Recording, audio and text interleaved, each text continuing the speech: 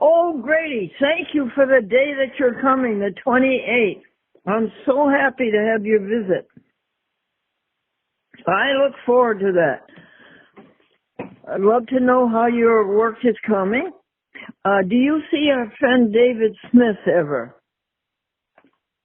And, okay, and don't forget you're going to go to Burger King in the city of Hudson, New York, at the address of Route 9 and Healy, Healy Boulevard. And you're going to buy 6 or 7 burgers, vegan. You wanted to talk about interviewing the people who work here and move the universe forward with, after all is said and done, the only thing that really matters is how did you treat others. And other things, great things that you do. One woman asked another, did your dad die a natural death? And the other woman said, no, he had a doctor. Oh, that would be joyous. And then if we would eat our Whoppers and have desserts and other good things, wouldn't that be fun? And I think Sasha will be here, and I think Carol will be here. Our friend Mary Ann Jones is way up in New Hampshire. But and I think our friend Gina will be here, and maybe not.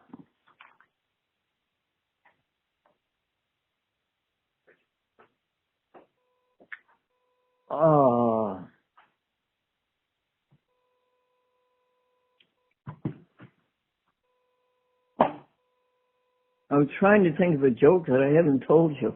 Can you think of one, Carol? Can you think of a joke? The football fan, has his hand on the remote for the TV, and he hollers out to his wife in the kitchen, hey, Helen, anything you want to say before the football season begins?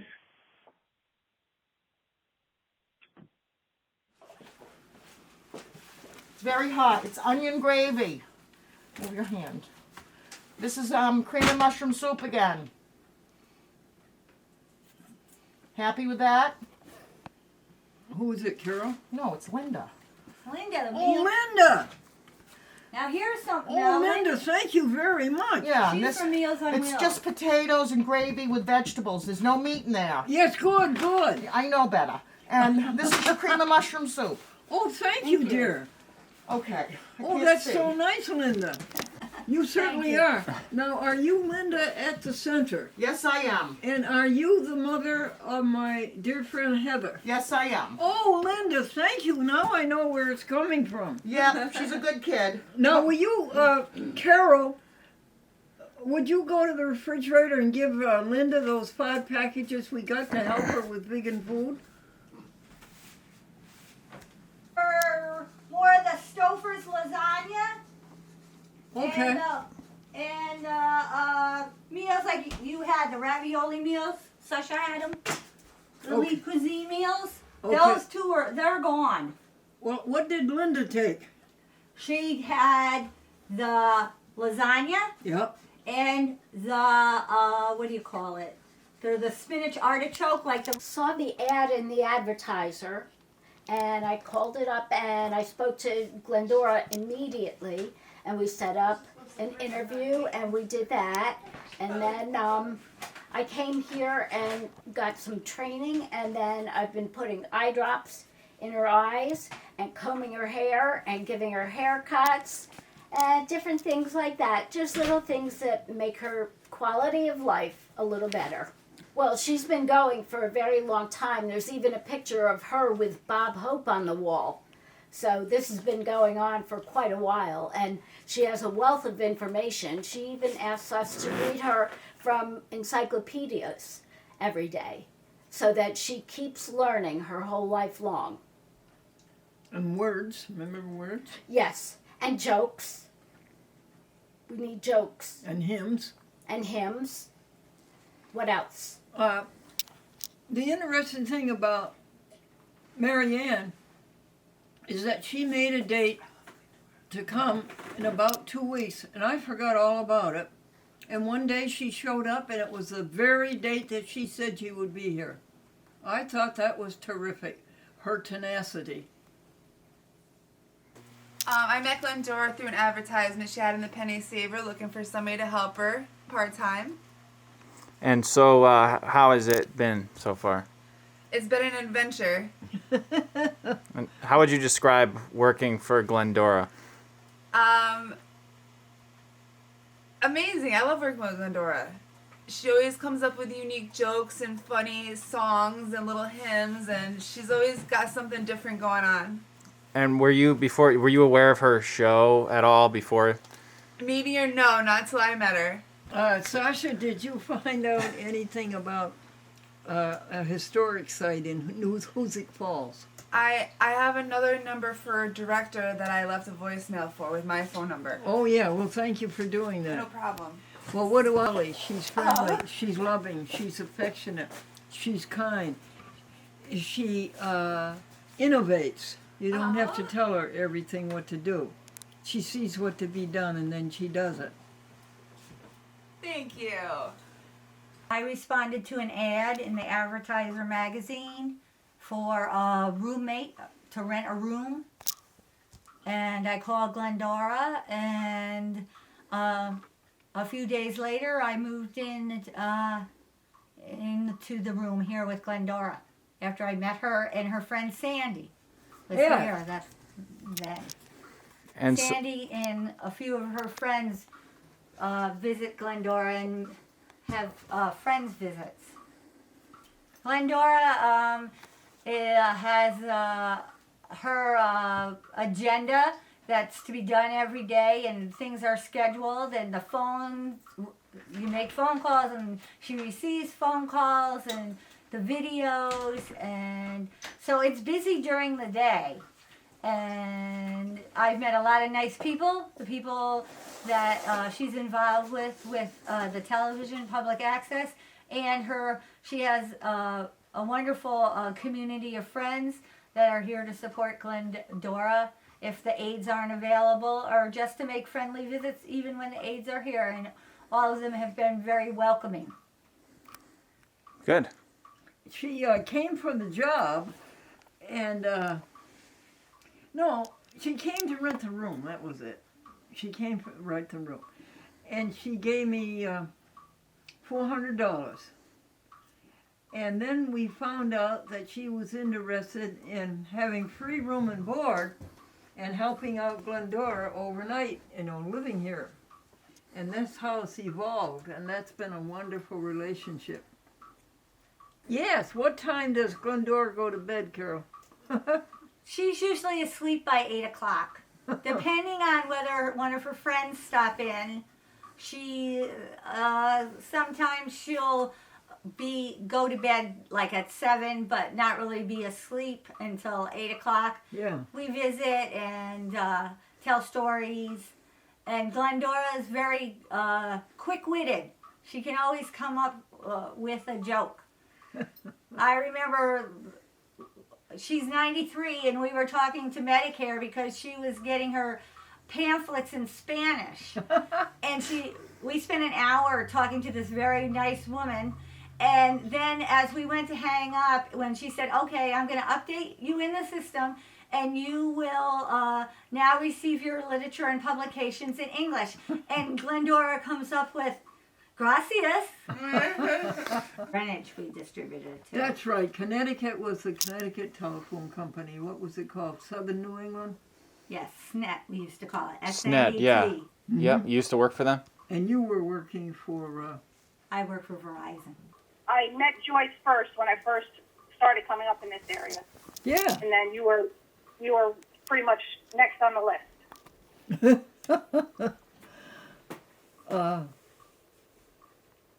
I would say that Gwen is an extremely interesting person who has had an extremely interesting life.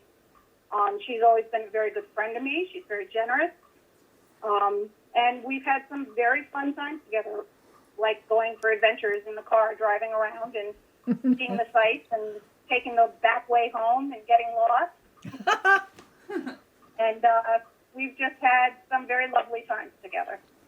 And Madeline really keeps me laughing, Grady. Well, you keep me laughing too. Yeah, It's a yeah. joke. I know. Okay. So yeah, if you just want to start with how you guys met. Yeah, actually, it was through a friend, distant friend, actually, and he introduced us to Glendora. That was years ago.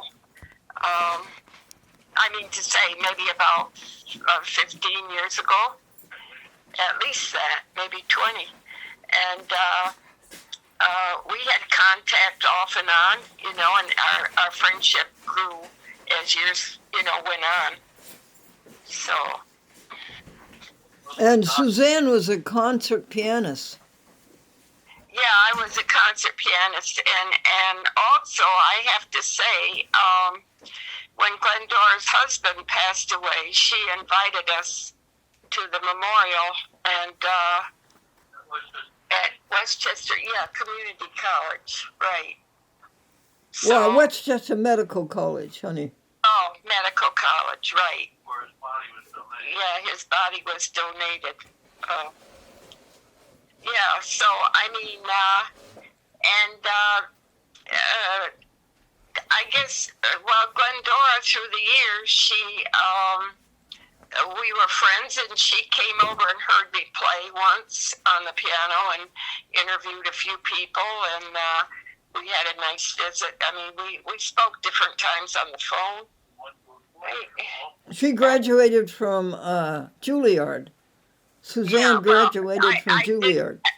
No, I didn't graduate from there, actually. I went there a year, and I wasn't too happy with the teachers, so then I met one of the Gershwin family, and you know, the story goes on. I went to a top teacher at Curtis Institute of Music, and he was teaching in New York, so he interviewed me, and I studied with him.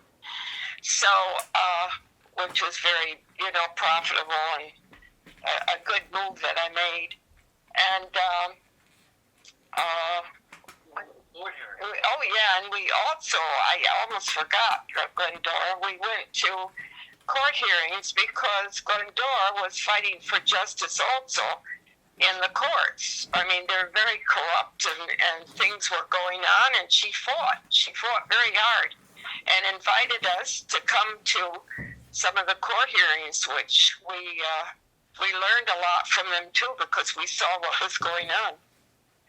So we had a lot of happy visits, you know, things that were in common that we were both going through.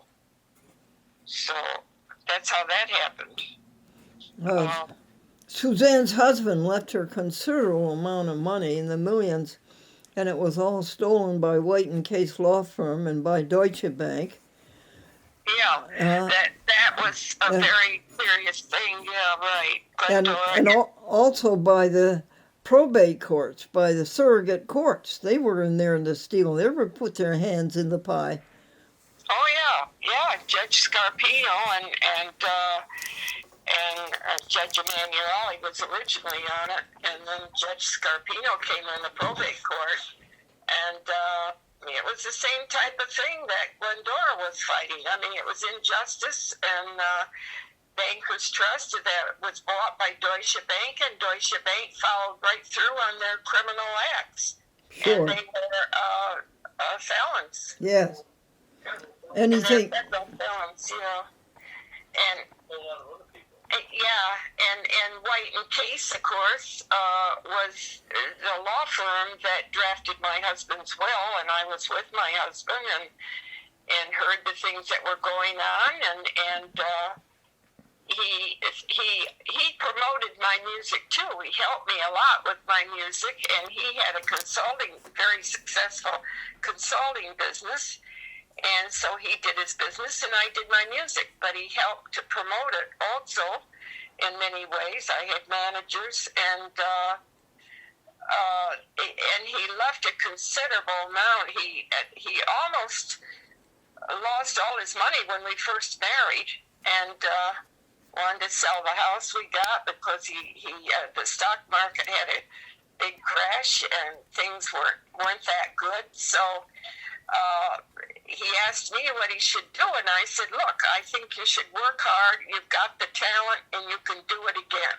So he kept the house, and he worked hard, and he came around and made many times more than he originally had. So he was very successful, and he left me a good part of the whole thing. And right in case, when Rutherford, they simply mismanaged the whole amount of money. There was a lot of real estate and everything in there. Well, worse than mismanaged, they up and stole it all.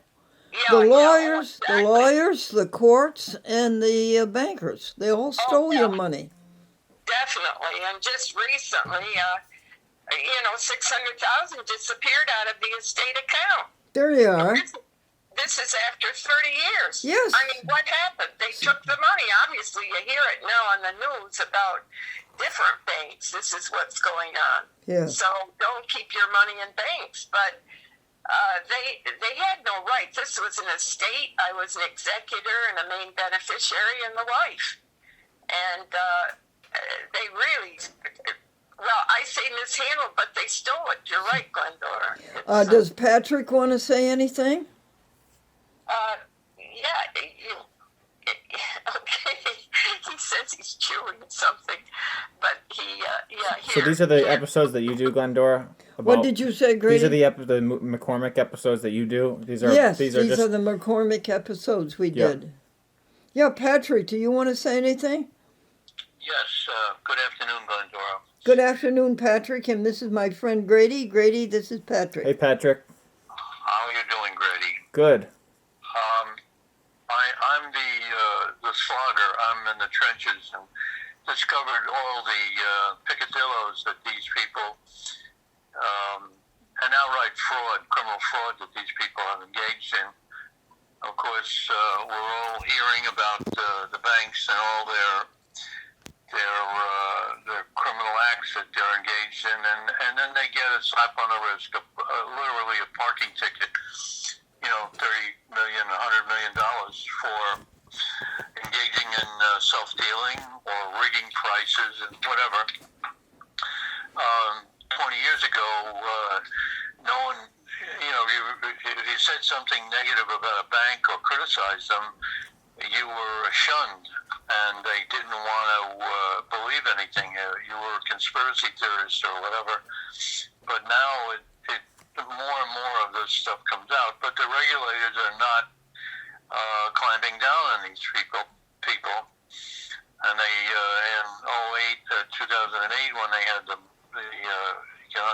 financial crisis, these people were too big to fail. Well, this is not capitalism. You're too big to fail. That's communism. That's Karl Marx and company. If they fail, then the pieces are picked up by other people who are prudent. And, but the banks are too big to fail. Nobody is too big to fail. But in any event,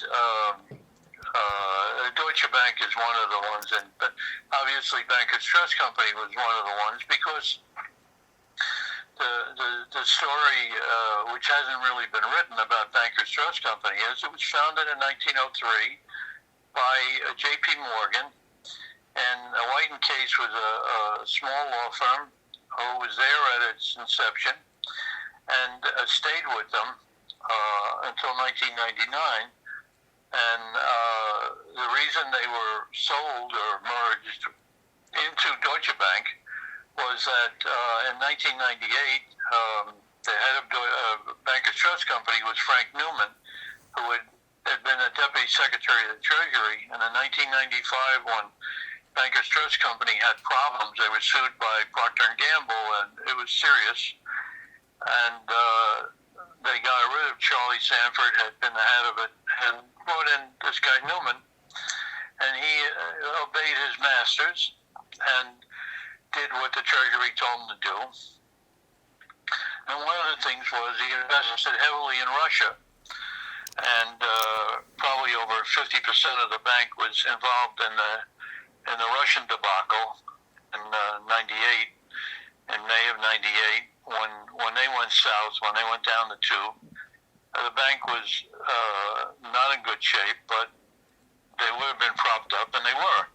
But when September of '98 came along, the rocket scientists up in Greenwich, Connecticut, Long-Term Capital, crashed and burned. And I've been told that Bankers Trust Company was effectively insolvent at that point. And they turned around and immediately began trying to come up with some schemes how to deal with this. And they proposed selling the bank. And, of course, White and Case, their enduring client, their words, enduring client, since 1903 was Bankers Trust Company. And Bankers Trust Company before 1964 was a private bank. And it went public in '64. And White and Case represented the trust section, and Sullivan Cromwell came in to represent the banking section side of the bank. Okay, Patrick. I'm not finished yet, Glendora. Give me a few more minutes and I'll finish. So what happened was White and Case came along, and of course they suggested that Deutsche Bank could come in and purchase Bankers Trust Company. It came out later that Deutsche Bank was a client of White and Case also, so this was a shotgun marriage. And Bankers Trust Company said that was a good deal, you know. And what happened was they signed a contract in October, and they had a due diligence period. And the bean counters from Deutsche Bank by Christmas discovered that they were insolvent and also engaged in criminal activities. So they said no. There was a meeting in early January of 1999, and in Washington, and all the players were there, and they made a deal, and the deal was Bankers Trust Company would plead guilty to 3 federal felonies, and then the liability of Deutsche Bank would be capped at $19.1 million, and this is all public access, public record information. And in March, I believe it was, they pled guilty in the Southern District of New York to 3 federal felonies. And basically what they were doing was they were holding money that should have been released years before to the unclaimed funds in various states, including but not limited to New York. And they went through a process, and then in June the 4th of 1999, what they did was Deutsche Bank bought Bankers Trust Company for $10 billion, and in July or August of '99, the conviction took place in the Southern District. They paid a $60 million fine, and the marriage took place. However, there were a few speed bumps along the way, and the largest one was the fact that a felon can't be a fiduciary. So they had to switch out all of the trust accounts and RISA funds, pension funds, all kinds of things that they were involved in as fiduciary. Wind it up, Patrick. Coming down to the finish line, and they turned around and they switched it from Bankers Trust Company to Bankers Trust Company of New York, which is a new banking entity as a result of the name change from Deutsche Bank Trust Company. And that's the name Bankers Trust Company of New York that was on the letters testamentary dated January 25th, 1988, and 10 years earlier. So, okay, Suzanne is giving me direction.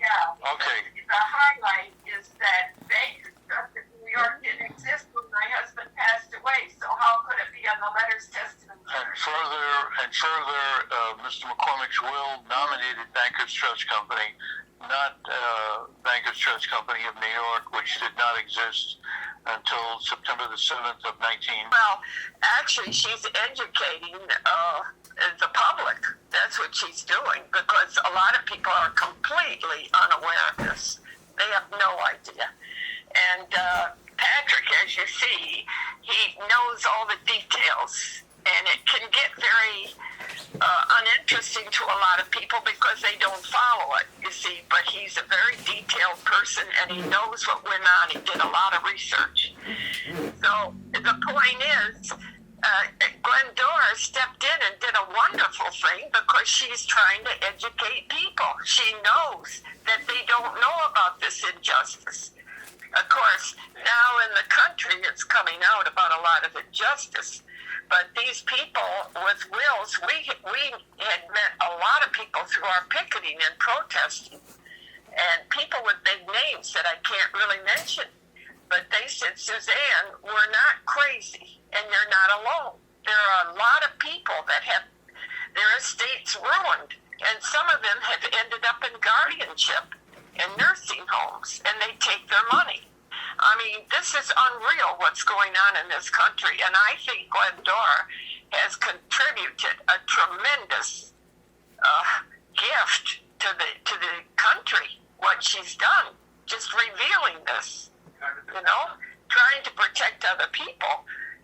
If you know, The American Bleak House. yeah, the American Bleak House, written by Charles Dickens. He wrote the same type of thing in England, and they changed the law in England, which should be done here.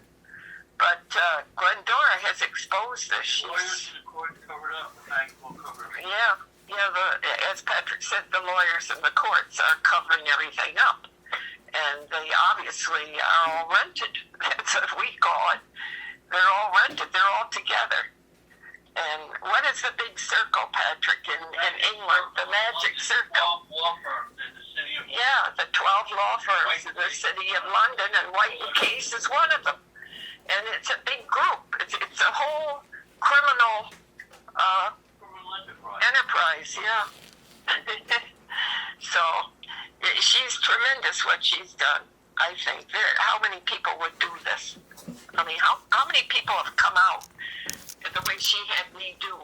And you know, Glendora's very clever.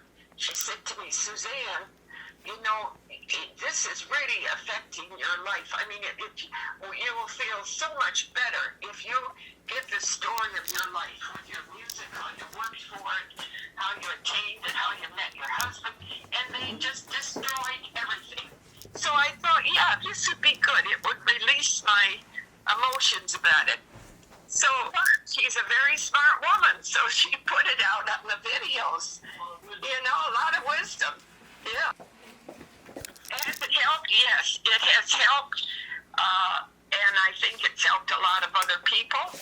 And I'm sure the bank isn't too happy. If they're happy, I would think there's something wrong with them. But I don't think they're too happy. All right, baby. Yeah. Thank you both. Okay, well, I thank you. And it was nice meeting you, and, you know. Okay. Nice to meet you too. Okay, thank you. Thank you. Bye-bye, love. Bye-bye. Thank you. Sasha, don't you have to go, dear? Yes, I'm about to leave. I'm just writing down what time I'm leaving on my paper.